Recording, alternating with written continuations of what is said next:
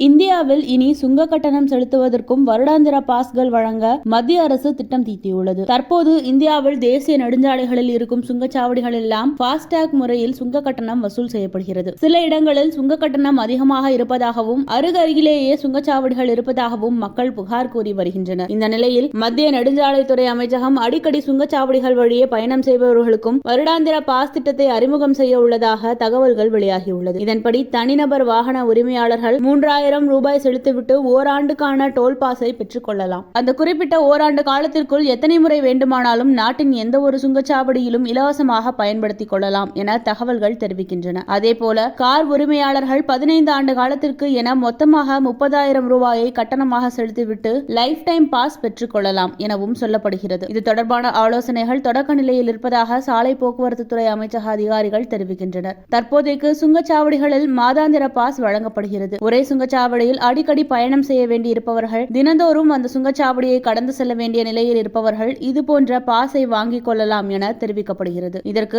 மாதம் 340 ரூபாயும் ஆண்டுக்கு 4050 ரூபாயும் செலவாகிறது. இந்த நிலையில்தான் ஒரு ஆண்டுக்கு 3000 ரூபாய்க்கான பாஸை கொண்டு வருவதற்கு அரசு திட்டமிட்டுள்ளது. இதன் மூலம் நாட்டின் எந்த ஒரு சுங்கச்சாவடியிலும் இந்த பாஸை பயன்படுத்திக் கொண்டு பயணம் செய்ய முடியும் என அதிகாரிகள் தெரிவிக்கின்றனர்.